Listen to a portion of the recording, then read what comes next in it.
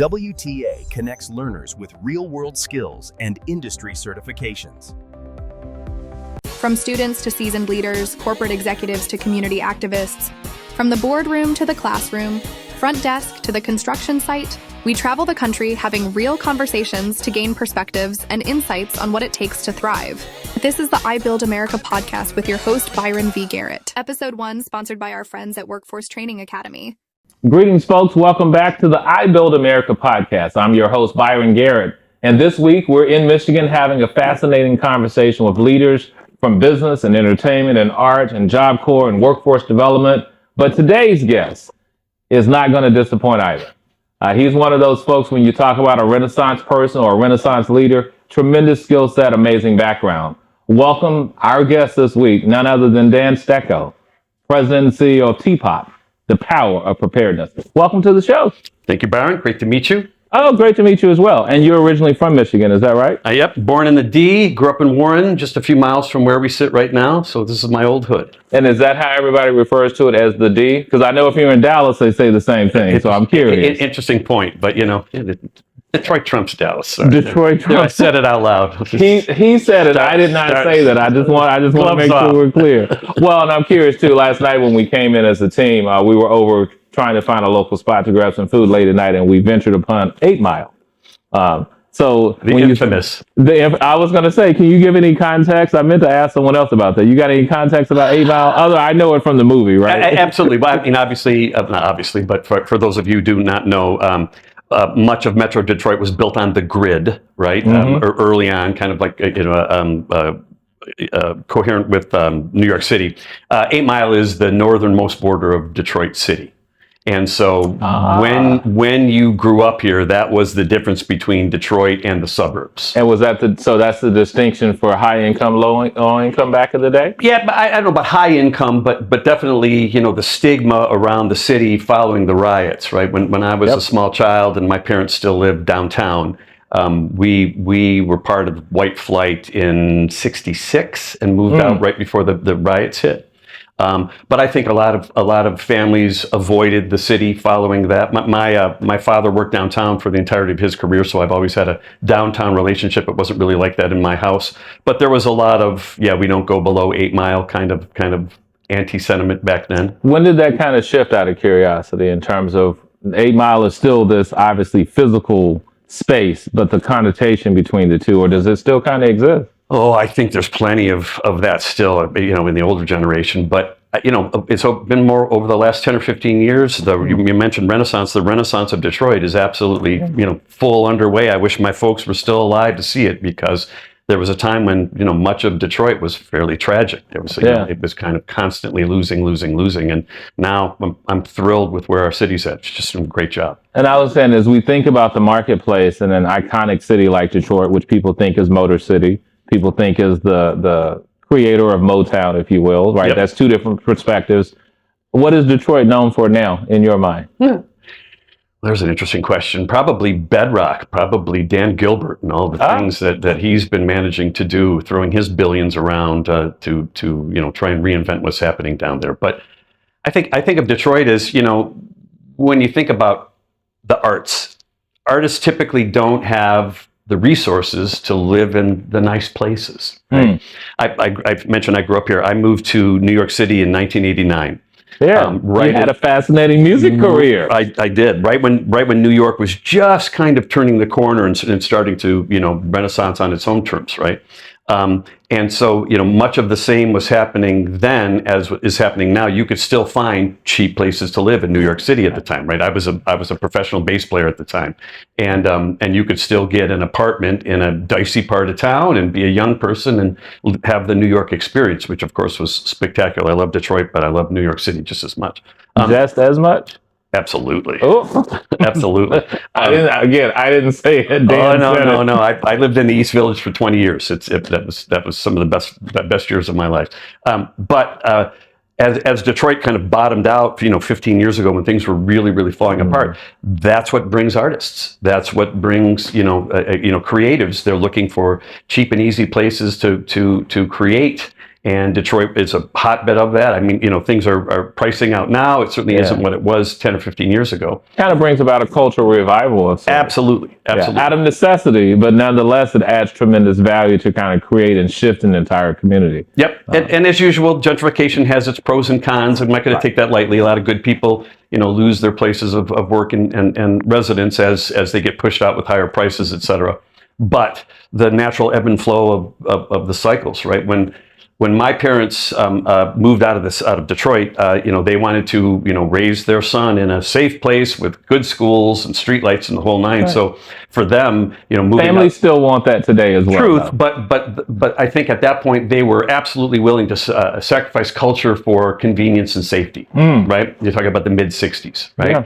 And I grew up in that environment, bored out of my mind, going, oh my God, we're going to go drink terrible beer behind Little Caesars, right? And I don't mean the arena. That didn't exist then. Right. But the idea of being part of a thriving arts community was not where the Metro Detroit suburbs were when I was a child. It absolutely is now. So I'm curious, right? So you spent the time in New York, made your sojourn, if you will, traveled the globe doing music. You said a couple albums, as we were talking earlier. How does one make a pivot of such a significant scale from being a professional bassist, traveling with a band, doing music, and now you find yourself CEO of this corporation that's really focused on how do we improve workplace environments? I'll give you the short version. I was the first guy that anyone knew who saw the coming digital convergence with business. So I double majored in computer science and graphic design at Michigan State. Go green. Back in the day. I think somebody might say something else in this state, but we're gonna go green. Here. But this was pre-Apple. My first job was programming all the graphics for a Commodore 64 role-playing game company. It goes back that far. And I'm going to say this for the guys. We need to insert an image because I'm sure some of you are tuning in. You have no idea what a Commodore 64 is, but nonetheless, it was a Commodore 64 was a personal computer, but kind of a game. It hadn't really crossed over into any levels of business yet. Anyway, and so I kind of rode the very beginnings of digital then. I had an internship at a company in East Detroit, which later became East Point, designing digital graphics for television commercials. But this was at the very, very, very beginning, just as Apple was starting to appear, on the scene. I was a TA at State and taught the country's first all Apple design class. We had Mac Paint and Mac Draw. What, did they give you stock options back then? No, I wish. Anyway, so I had a burgeoning career. I was very much believing in what was going to happen with digital. I mean, certainly didn't know what was really going to happen. But as that was going on, one of my other skills and passions was music. And lo and behold, I found myself in a successful band, a reggae ska band. Really? I didn't know it was reggae. Named Bop Harvey, B-O-P Harvey, look it up. Okay. And the band took off and stole me away, and I was in vans and tour buses for a decade, 10 years, 10 records, 2,000 shows, played a command performance at Bill Clinton's inauguration. Wow. Did Late Night with Conan, the whole bit. I love it. A lot of bad fast food, a lot of driving in smelly vans with smelly guys, but saw the world 1,000 times over and played everywhere. I know just about every city on the continent like the back of my hand. It was a tremendous experience. It's absolutely what you want to do in your 20s. Yeah. But also what it did was that was my MBA. We were a successful business. We were 7 college graduates, and we took our business very seriously. We had long hair and chased girls and drank like fish. But we built a successful business. Ended up owning our own record label, our own merchandising company, our own 64-foot tour bus. And so we had a very dynamic and strong business. We came up with Blues Traveler and Spin Doctors and Dave Matthews and those kind of groups. They went the whole distance. We kind of topped out in the early mid 90s. By that time, the band had moved from East Lansing, where we began, initially to Providence, Rhode Island, and then I went the year after that to Manhattan to sort of forge the path for the band. We kind of petered out as we all started hitting about 30. It was time, I was itching to start a business. A couple of guys wanted to get married. A couple of guys were sick of each other. And so I kind of had this sort of like ad hoc business, do-it-yourself approach to business. And that transitioned perfectly when the band stopped touring in 94. And .com was just about I'm going to put a pause there just for a second, because there's something you said that I think people didn't catch. So you said you got an MBA based upon the experience that was gained in building that business. It was like an MBA. And that is because I think in this day and age, people think all the time, I've got to get this particular degree. And I tell people degrees are necessary depending upon the field. They're essential. They're great. They can improve your outcome and how much income you make. But more importantly, practical experience oftentimes exceeds. I mean, if you're building a house, I'm glad you studied that in school, but I need to know that you've laid a foundation and did it brick by brick. I don't want to just know you did a computer aided drawing. And I think the cement holding that concept together is entrepreneurialism, right? It's the whole concept of, if you can be passionate enough about your very specific goals, be it business, personal, existential, the idea of saying, I'm going to figure out what it takes to make this a success because I believe in it with my heart and soul. And I love that. And the great part about being in a band, we were very, very, very serious about we every day, all day. I mean, it's all I did for a decade. It was, we were going to do everything it takes to take this thing over the top. And we came very, very close. But it was that entrepreneurial dedication that stayed with all of us, especially me. But do you also think you all were as successful because you were college grads? Do you think that played into on the business side of the success? Because we meet and hear from artists all the time, or people who want to be or aspire to be artists, but sometimes it sounds like they lack the foundational premise for understanding the business side. Here's what I've come to believe in all these years. A lot of controversy about overpriced education, the uselessness of degrees. I got my law degree, I can't get a job. That sort of commonplace stories. What someone told me was, and I embrace this with my own kids, and that's this: what a degree does, it doesn't even matter what the topic or what it is you learned, or whether you take that and apply it, or whether you pivot into something else, or whether you shelve it and become something completely different. It proves that you have the grit necessary to accomplish something that was a heavy lift for a long period of time that required a tremendous amount of focus. Yeah. That's what a degree is about. That's exactly right. So whether you had to pay tens of thousands of dollars to an educational organization to get that, or whether you grew up on the farm, or whether you whatever it was, anything in between, if you dedicate everything that you do to accomplish something, and you prove that grit, you prove that you can that you can develop critical decision making, that you can work with others, that you can follow a goal even when you get beaten down and things go against you. Yep. That's the difference between the us and them of it all, degree or no degree. Yeah, my grandparents used to refer that as to the stick-to-itness. Right. Your ability to really persevere in the midst of adversity, chaos, whatever is happening around you, but can you still stay focused to find your pathway to accomplish the objective at hand? So in terms of the many unique things about this group, it's a big band, 7 people. So the horn section, the whole nine, and same 7 guys for all those years. So very, very, very, very dedicated group. But one thing that we did have is that we all had strong work ethics that we were raised with. So everyone in that band, there was no one was lazy. Everybody, leaned in and worked very hard, both on stage and off.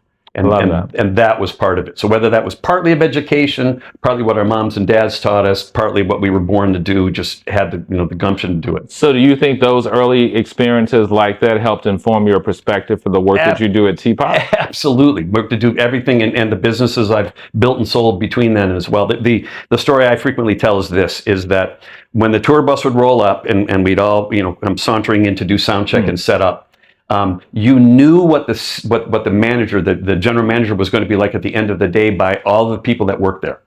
So, the girl cutting the lines and the guy mopping the floor, if they were congenial, if they were interactive, if they were humble, if they were kind, you knew what management was going to be. And it speaks to workplace culture before people even talked about, well, what is the culture of your workforce? Absolutely. But you could tell people by the people that, and how they operate. Even something as non-traditional as, a touring, live act, you really develop business skills. And so, there was product development, transportation, all the levels of a real business. Yeah. And so since there were 7 of us, each of us had a particular focus. I was the GM, but one guy was the banker, one guy was transportation, one guy was directions, pre-GPS, pre-cell phone. If you're playing 200 shows a year across the continent, it's somebody's full-time job to have the atlas out in the All map the different maps to figure out where you're going. This road's closed. What do we do now? We got to be there by 4, and that becomes part of the critical thinking and figure it out and do what you mean. You didn't do. have ways to tell you ahead of time, hey, there's a traffic alert in this section.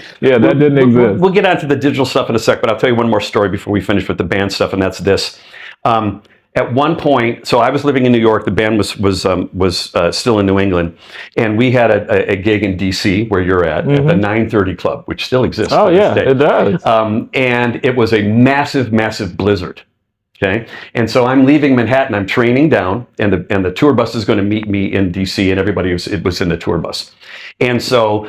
We're from Michigan, so snow doesn't scare us, right? And so the band's plowing through, this torrential snowstorm. I don't even remember. It must have been 1.5 feet of snow. It was big. And the band puts through. They end up closing the highway behind the tour bus. I think at one point they spoke to maybe state troopers who said, "Okay, keep going, don't stop." Yeah. So they powered through. I got off the train from New York, and as I walked into Federal Station, is that the DC? What's the train station? Union Station. Union Station. Thank you. Yeah. Pardon me. And everything just like canceled. And I'm like, uh-oh. No cell phones, right? This is early 90s, and we were You're on your own. Bands didn't have money for that stuff, even if they existed. And so I couldn't get to the club. What ended up happening was the band showed up at the club only to find it padlocked because there was so much snow on the ground. So to that point, no communications, right? And so I can't remember what they did. I think they just turned around. You find out when you find out. Yeah. And so it was like, oh, well, welcome to the road. So the pivot then, in thinking about all those experiences and colorful stories, I can imagine what a fascinating background, but truly to prepare you to think about how do we improve workplace environments. And so as the band concluded in the 90s, or at least that our live touring phase, we continue to make music off and on to this day. But I was in New York City, which turned out to be the perfect place for what would later be known as .com. So there were these new digital companies starting. But at the very beginning, it was CD-ROMs, believe it or not, because the internet had not arrived yet. So it was interactive CD-ROMs. Folks who don't know what that is, you should check out and see what a CD-ROM is. That was a real thing, and that's not a music CD. Right? And so it was right place, right time. It turned out that my degrees were perfectly aligned with what was about to happen. My entrepreneurial and get up and go was perfect for that. And so, I founded what would later be called a .com, a digital company in mid-1994 called Braincraft Learning Technologies. And I had enough friends at that point, as I was growing up on the road, the rest of the normal people were getting jobs and marching up the corporate ladder. So I had friends that I could reach out to. And my first client was AT&T, because one of my good friends was head of their communications department. And so my first client was AT&T, and we designed not bad first client. Not bad. And we designed a new employee orientation on CD-ROM that would sit on a computer in their lobby. Wow. And so this was cutting our teeth. And it's straight out of .com playbook. We bought all our computers on credit cards and worked from home and got things started. And then by hook or by crook, and again, just the entrepreneurial drive, landed a significant group of Fortune 500 companies. My second client was Compaq. My third client was Lucent. And once you got 3 big names like that, you're off to the races. Yeah. And so the digital background that I called, I was pressing on that point. I made it. My path was set. The band kind of taught me how to be an entrepreneur, how to build a business, and then dumped me in the right city for the .com revolution. Right time, right place. Great talent, and built from there. And I heard a couple of things there outside of the entrepreneurial spirit and the know-how. You built networks along the way, so you used your previous experience with the band. You built networks, so those were people that you called upon to help get you roles. But or clients, I should say. But in addition to that, proximity also mattered because you happen to be in a space and place at such a unique time. But I'm curious, if I'm not in that space and place, how do I jumpstart my life? How do I figure out how to make my future come to reality? So here's my parallel story. Had the band not taken off, because I love playing music. Everybody wants to be a rock star, especially back then, right? So of course, it's like, what job can I pick to meet the most girls? Okay. But it was a kind of an accident, a happy accident. I fell in with the right group of talented people and tremendously talented people. I was one of the less experienced performers of them. It really took off. But I wanted to be the Disney, right? Like when John Lasseter was founding Pixar out in Orange County, that's where I could have and should have been. There was a parallel universe where I was going to go to UCLA. I had an aunt who lived in Anaheim, and I was going to live in her garage dormer and establish my California residency to go to UCLA. This was part of my big dreams back then. And so the band kind of took me away from all that and threw me into that world. On a whole different path. A whole different path. But so your question is, what do you do? I mean, part of it is, you either build it where you are or you go to where it's being built. Right. If the band had not happened, I very likely would have made it out to California and been part of the CGI revolution. Right. That unfortunately didn't quite turn out as great as I'd like to have believed at the beginning. It was amazing. Yeah. Now CGI is. And so now for the work that you do, can tell folks a little bit about why workplace engagement and thinking about culture is so important in this day and age. Yep. So my .com Braincraft Learning Technologies, it was sort of like the foresight to say that computers are a great way to teach and train, right? The idea that if you have a large workforce, how are you going to train people? If you put them all in the lunchroom at 2:00 on Tuesday is one thing, but if they weren't there, then they aren't part of the training. So computer-based training was always logical, even at the beginning of the digital revolution. But where I morphed from over the decades, because I built and sold, I've sold that company. I built a couple more over the years. When I moved back to Detroit to take care of my parents near the ends of their lives, and it was time to start something new. I had kind of left a few things that were bubbling up in New York, and I'm an only child. I had to come take care of my folks, and came back here. And it was time to do something new. Yeah. And that was right at the time when you couldn't pick up a newspaper and not read about an active shooting. Right? Wow. And unfortunately, we still see that. It's even worse, right? Yeah. But for all the wrong reasons, it's a growth industry.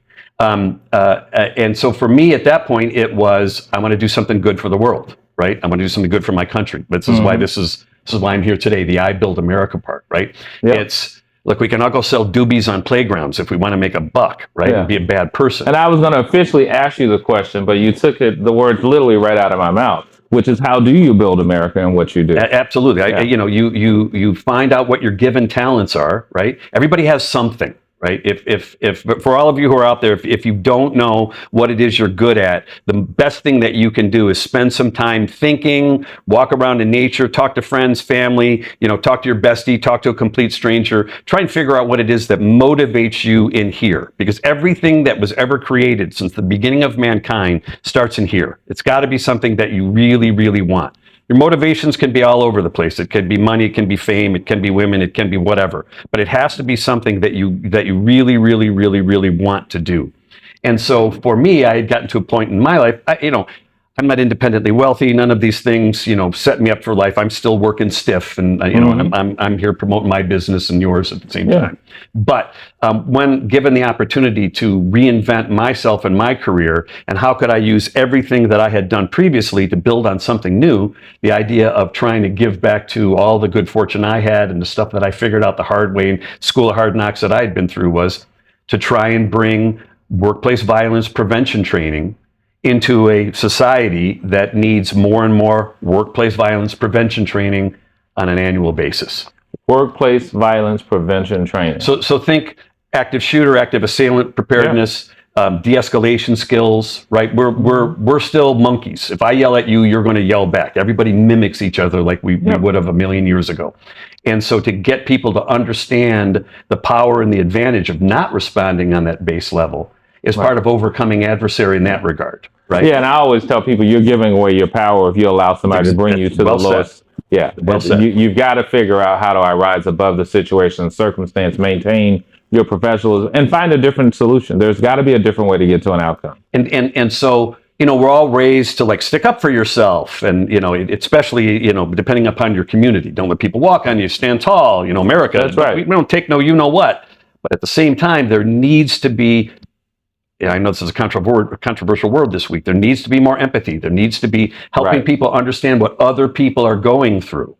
And you mentioned it very well a moment ago, the power of not going down, right? And so part of training is, right, the ability to help people understand and look from that perspective. The idea of you know what? You don't have to take a swing at someone because they took a swing at you. The real power is seeing if you can keep your act together and control the situation rather than just get in a fisticuff or worse. I know a host of people that could use your training and services. I won't talk about them by industry, but I think in this day and age, it is necessary. And I won't even say that it's a lost art, but it's an area that has not been focused on with the right attention.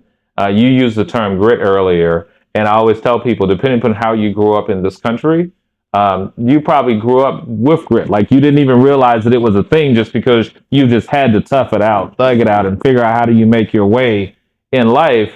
But that doesn't always prepare you to navigate certain spaces and places because it's unknown territory for you. And you know, so much, and I'm going to put on my gray hair hat, at least that's few hairs I have that are gray. The social media and mobile devices and everything that you can hold in your hand to get everything you want at every minute, it obviously has upsides, but it has a tremendous downside, especially for young people. Right? A lot of keyboard warriors out there. You know, there is, you know, I'm less worried about, I'm personally, professionally less worried about, there was violence in a game. I mean, there was violence in Bugs Bunny when I was a kid. You know, it just depends what you gravitate to. But the idea of always looking on your phone to see what somebody else has that you don't have is a different way of growing up than when we were all just kind of like come home when the streetlights come on. And you're inundated with that in this day and age. You see it. You cannot move, breathe, live without it, unfortunately. When I was driving my stepdaughter home from school one day, she's maybe 14, I'm driving her home and she's sitting here in the passenger seat taking pictures of herself, smiling, click, click, click. And I'm like, so what, seriously, what's up? And she goes, you don't understand. If I don't do this multiple times an hour, I can't be in touch with everything that's going on. That might be obvious now, this is 8 years ago, but it was like a mind blower for me, like, wow, the responsibility. My job at that point was to come home and watch the 4:30 movie on Channel 7 and see Godzilla.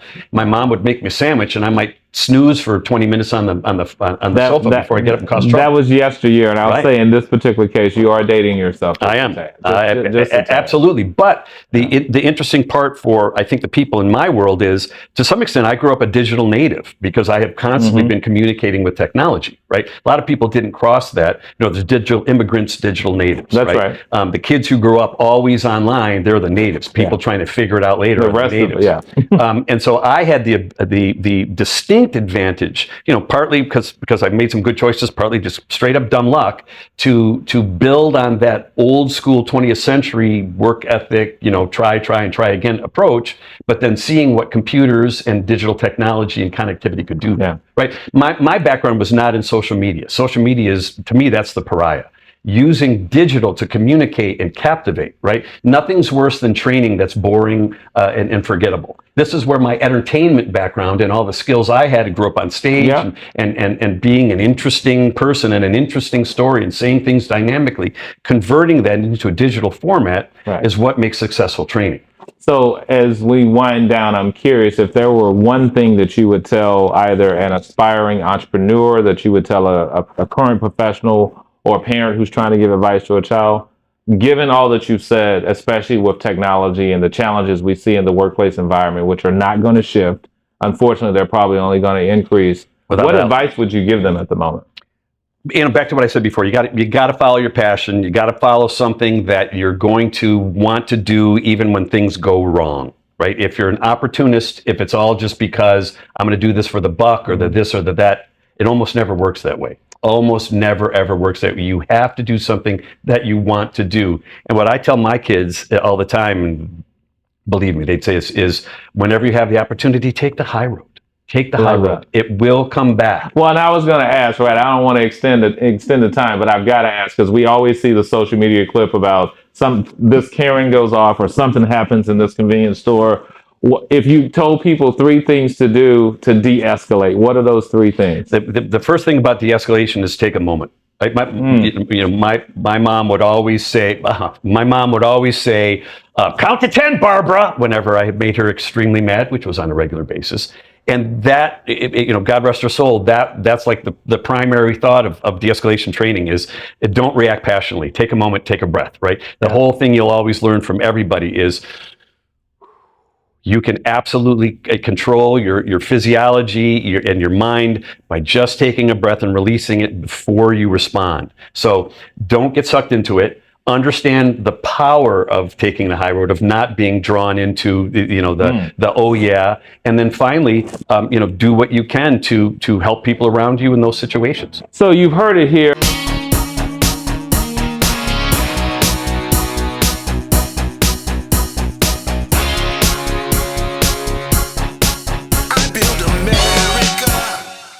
A big thank you to our sponsor, Workforce Training Academy, for making this episode possible.